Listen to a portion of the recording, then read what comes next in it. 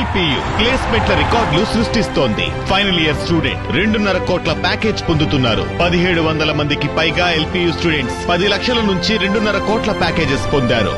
విద్యా విప్లవం ప్రారంభమైంది లవ్లీ ప్రొఫెషనల్ యూనివర్సిటీలో. విశాఖలో వైఎస్ఆర్సీపీ చేపట్టిన వెన్నుపోటు దినం నిరసన కార్యక్రమంలో సామాన్యులు, మహిళలు పెద్ద సంఖ్యలో పాల్గొన్నారు. ఏడాది కాలంగా చంద్రబాబు చేసిన మోసంపై ప్రజలు మండిపడ్డారు. చంద్రబాబు అధికారంలోకి వచ్చిన తర్వాత ఏ ఒక్క పథకం మహిళలకు అందలేదన్నారు. వైఎస్ జగన్ సీఎంగా ఉన్న సమయంలో అన్ని పథకాలు నేరుగా అందేవన్నారు లబ్ధిదారులు. మరింత సమాచారం మా ప్రతినిధి నాయుడు అందిస్తారు. వైఎస్ఆర్సీపీ చేపట్టిన వెన్నుపోటు దినంలో పెద్ద ఎత్తున ప్రజలు పాల్గొన్నారు. విశాఖలో ఉన్న అన్ని వార్డుల ప్రజలు కూడా వివిధ నియోజకవర్గాల్లో జరిగిన ఈ నిరసన కార్యక్రమంలో భారీ సంఖ్యలో తరలి వచ్చారు. ప్రస్తుతం మనం విశాఖ కలెక్టరేట్ దగ్గర ఉన్నాము. వైఎస్ఆర్సీపీ చేపట్టిన ఈ వెన్నుపోటు దినంలో పాల్గొనేందుకు వచ్చిన వైఎస్ఆర్సీపీ నేతలు అలాగే ప్రజలతో మాట్లాడే ప్రయత్నం చేద్దాం. పెద్ద ఎత్తున జనసమూహం వచ్చారంటే స్వయంగా వాళ్ళు వచ్చారు. ఎందుకంటే ఇచ్చిన హామీలు, ముఖ్యమైన హామీలు 6, 42 హామీలు కూడా ఏవి కూడా నెరవేర్చలేదు.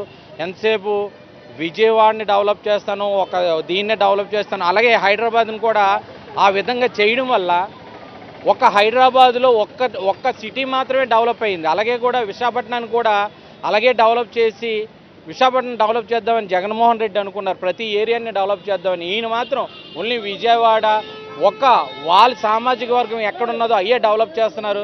దానివల్ల ప్రజలు ఎంతో ఇబ్బంది పెడుతున్నారు.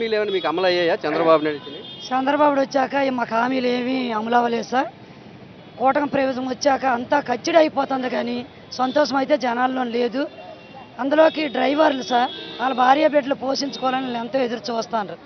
అది ఎంతవరకు కరెక్ట్ అనేది కూటమి పార్టీకి కరెక్ట్ కాదు. ఎక్కడికక్కడ పోలీసు వాళ్ళు చాలా అన్యాయం జరుగుతుంది. మాకు మీరే న్యాయం చేయాలి. ప్రతి ఒక్క ఆడపిల్లకి తెలుగుదేశంలోని 1500 వేస్తారన్నారు. ఏ ఆడపిల్ల ఇప్పుడు వచ్చి సంవత్సరం అయిపోయింది, ఏది ఇవ్వట్లేదు మాకి. మరి మీరే మాకు న్యాయం చేయాలనేసి కోరుకుంటున్నాం. ఒకటి నెరవేర్చలేదండి, మాకు ఒకటే మేలు జరగలేదండి. మాకు జగన్ ఉన్నప్పుడు అన్ని మేలు జరిగాయి, అన్నీ మాకు సౌకర్యంగా ఉండేది. మాకు అన్నయ్య అంత అన్నీలాగే ఉండేవాడు. బెడ్ సంబంధం లేకపోయినా మా అన్నయ్య కంటే ఇంటి అన్నదమ్ములాగే ఉండేవాడు. మా అన్నయ్య మాత్రం జగన్ అన్న ఉన్న మాత్రం మాకు అన్నీ నెరవేర్చారు. మా కష్టాలు చెప్పుకొని మా జగన్ అన్న వస్తే మా కష్టాలు చెప్పుకుంటాం. మా కష్టాలు చెప్పుకొని మాకు వినే కష్టాలు వినే ఎవరు లేరు.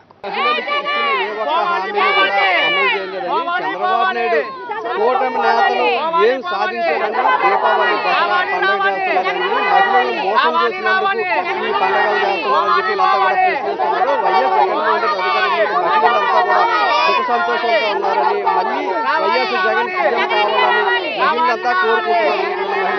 నాయుడు, విశాఖపట్నం.